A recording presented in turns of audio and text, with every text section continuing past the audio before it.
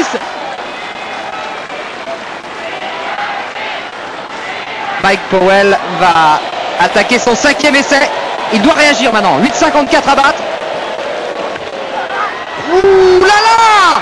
Extraordinaire Mike Powell! Mais c'est fabuleux! Est-ce qu'il est mordu ou pas? C'est la seule question. Là, les deux questions, c'est le vent, mais déjà on sait qu'il est Le de vent, 0,8. le vent, Jean-Michel Joly me fait signe, le vent est très correct, 0,3. La marque est fabuleuse. Il y a un grand frisson là qui parcourt le stade national. Regarde, il ne tient pas en place. Et Carl Lewis qui continue à faire ses échauffements. Ah, c'est extraordinaire là.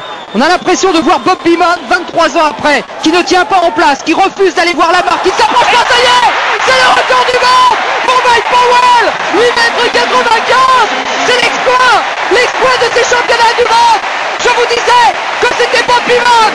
23 ans après, Mike Powell efface Bob Beamon, 8,95 m. Le stade national de Tokyo explose ici. On n'a pas vu de typhon. Et ça n'a pas été Carl Lewis qui se rhabille. Oh là là. Bernard, qu'est-ce qui nous arrive? On disait le concours mort, on disait que Carl Lewis l'avait écrasé. Et cette fois-ci, c'est Mike Powell qui nous le joue à la Carl Lewis. Il est ému maintenant. Mike, pensez ce record mythique de Bob Beamon, établi ici sans altitude, sans vent. Les conditions n'étaient pas optimales. C'est sur son potentiel, c'est sur sa qualité d'athlète qu'il a battu ce record du monde. Et surtout, il a battu Carl Lewis. Enfin, 10 ans d'invincibilité. Je vous dis, c'est exactement comme dans un match de boxe. Carl Lewis qui menait au point, qui frôlait le chaos, et il a pris un contre terrible que vous voyez au ralenti. Il est vite lui aussi, bien évidemment. Il est vite, il est ample, il descend à peine, double, triple ciseau, il ramène parfaitement. Je vous rappelle que ce saut est dans les limites parfaitement autorisées, 0,3 m. Bob Beamon, d'un seul coup vient de vieillir de 23 ans. Carl Lewis, 6e dernier essai. Encore un saut merveilleux de Carl Lewis. Cette fois, il est allé près de la marque. Non. 1,70 m de vent favorable. Ouais, il dit adieu, c'est fini.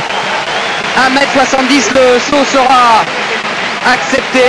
Mais Carl Lewis est allé voir la marque. Il sait déjà que Mike Powell vient de réussir le hold-up du siècle ici, en le privant d'un titre de champion du monde, lui qui est invaincu depuis 10 ans, en le privant surtout, c'est bien pire que le titre de champion du monde, en le privant du record de Bob Beamon. L'histoire se rappellera de l'athlétisme, l'histoire se rappellera qu'un certain Mike Powell, le 30 août 1991, a dépossédé Bob Beamon du record du monde du saut en longueur. L'histoire se rappellera qu'un homme en blanc est parti en courant dans le stade. Mike Powell, 8,95 m, à 5 cm des 9 mètres. Oh là là là là, il embrasse le juge japonais. Et Carl Lewis en grand monsieur. La joie contenue pendant 5 minutes. Beamon, il avait explosé tout de suite. Là, il y avait quand même le mythe Lewis aussi. Oh là là là là, il prend dans ses bras Carl, et Carl a du mal quand même à effacer sa déception. Ça doit être très dur. Il restera à Carl Lewis le record du monde du 100 mètres.